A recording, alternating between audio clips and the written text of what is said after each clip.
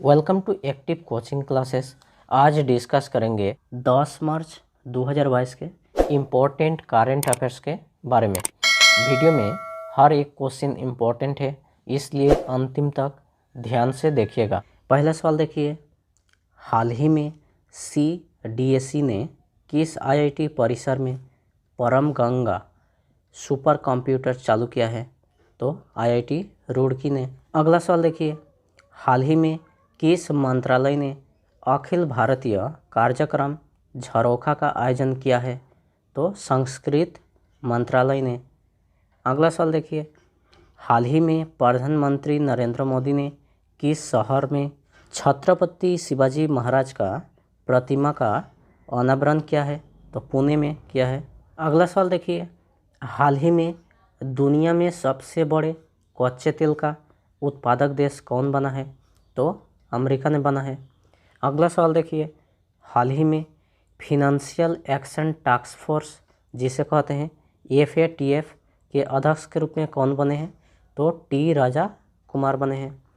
Financial action task force ने UAE और पाकिस्तान को अपने ग्रे लिस्ट में डाल दिया है।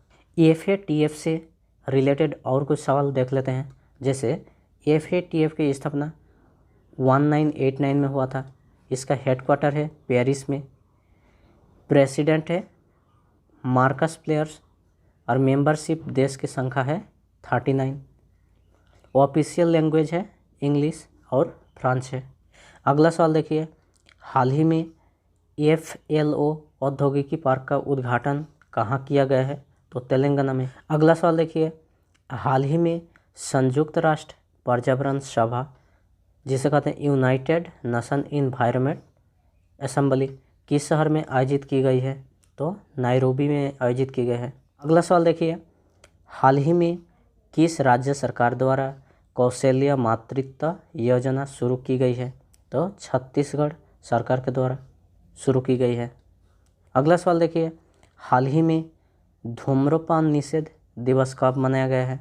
तो 9 मार्च को मनाया गया। इससे रिलेटेड और कुछ सवाल के बारे में देख लेते हैं। जैसा विश्व नागरिक सुरक्षा दिवस, शून्य भेदभाव दिवस कब मनाया गया है? 1 मार्च को मनाया गया है। सिविल लेखा दिवस मनाया गया है 2 मार्च को मनाया गया है। विश्व वन्यजीव दिवस, विश्व श्रवण दिवस मनाया गया है 3 मार्च को। राष्ट्रीय सुरक्षा दिवस मनाया गया है 4 मार्च को। CISF ने अपना 53वां स्थापना दिवस मनाया है 6 मार्च को। जन औषधि दिवस मनाया गया है 7 मार्च को।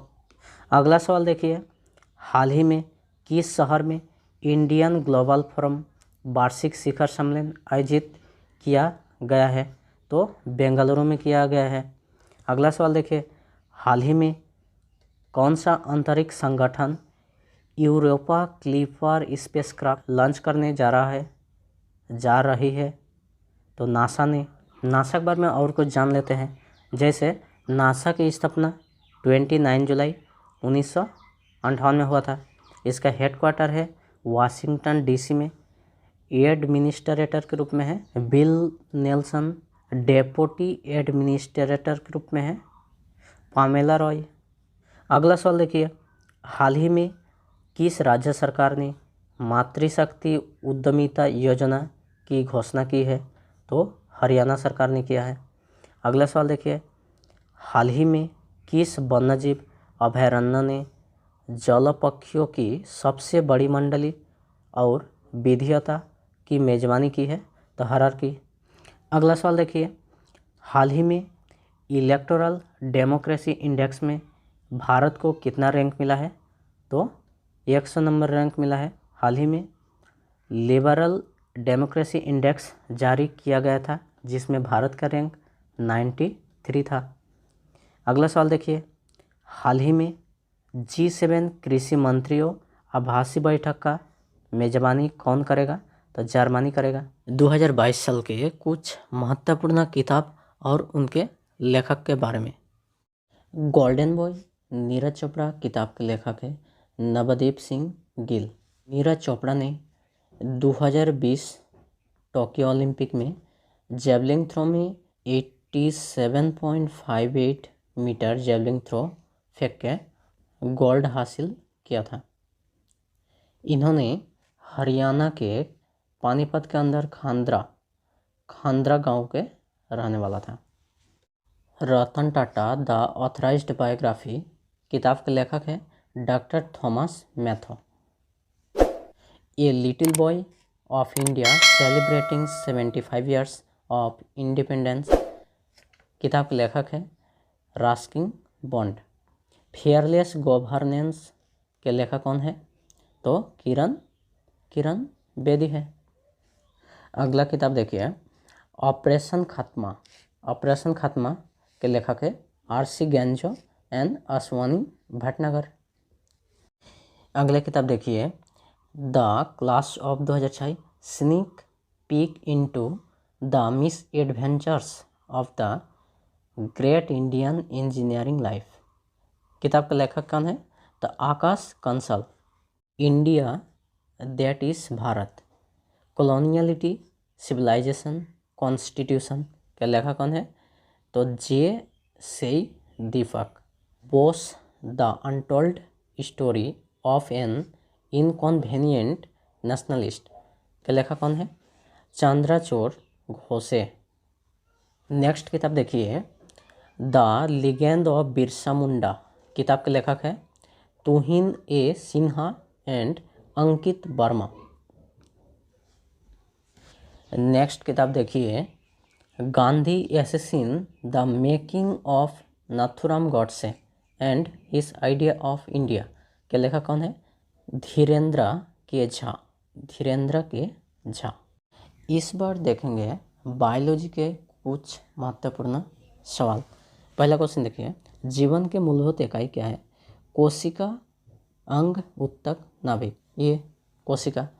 80% से अधिक कोशिका में पाए जाने वाला पदार्थ है प्रोटीन, चर्बी, खनिज, जल। तो आंसर जल होगा। निम्नलिखित में से किन कोशिकाओं में नाभिक नहीं पाया जाता है? पहला ऑप्शन क्या है? मूल रोम कोशिका, लाल रक्त कणिका, प्लेटलेट, मोनोसाइट। बी लाल रक्त कणिका। उसके बाद देखिए निम्नलिखित में से कोशिकाओं के आत्मघाती वेग कहे जाते हैं? लाइसोसोम के, राइबोसोम के, डिक्टोसोम के, फेगोसोम के। नेक्स्ट क्वेश्चन देखिए कोशिका के शक्ति स्रोत होता है कोशिका भित्ति, माइटोकॉन्ड्रिया, राइबोसोम, न्यूक्लियस। तो आंसर होगा माइटोकॉन्ड्रिया। उसके बाद देखिए मानव शरीर में मौजूद निम्नलिखित कोशिकाओं में से किसमें माइटोकॉन्ड्रिया नहीं पाया जाता है? लाल रक्त कण में नहीं पाया जाता है। नेक्स्ट क्वेश्चन देखिए निम्नलिखित में से कोशिका का नियंत्रक केंद्रक कौन है? नियंत्रक केंद्रक तो केंद्रक होगा न्यूक्लियस। निम्नलिखित की कोशिकाओं सूक्ष्मतम जीवित कोशिका है? सूक्ष्मतम जीवित कोशिका बैक्टीरियम है, ब्रेड मोल्ड है, माइटोप्लाज्मा है, वायरस है। तो माइकोप्लाज्मा हो जाएगा आंसर। डीएनए का संबंध जिस अति क्षुद्र प्रोटीन से है उसे क्या कहते हैं? तो उससे कहते हैं हिस्टोन हो जाएगा आंसर। नेक्स्ट क्वेश्चन देखिए निम्नलिखित में से क्या डीएनए में मौजूद रहता है किंतु आरएनए में मौजूद नहीं रहता है? तो हो जाएगा आंसर थायमिन। नेक्स्ट क्वेश्चन देखिए डीएनए अंगुली छाप का प्रयोग किसके पहचान के लिए किया जाता है?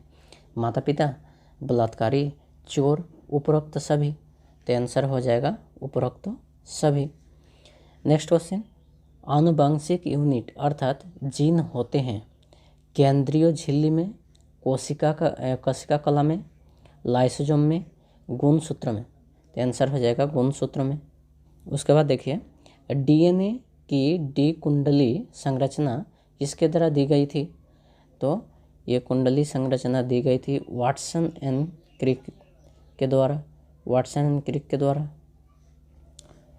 नेक्स्ट सवाल देखिए सबसे पहले डीएनए को अलग किसने किया था? तो फ्रेडरिक ने किया था। उसके बाद देखिए डीएनए का प्राथमिक कार्य होता है प्रकाश संश्लेष करना, प्रोटीन संश्लेष करना, प्रतिकृत बनाना, प्रोटीन संश्लेष करना।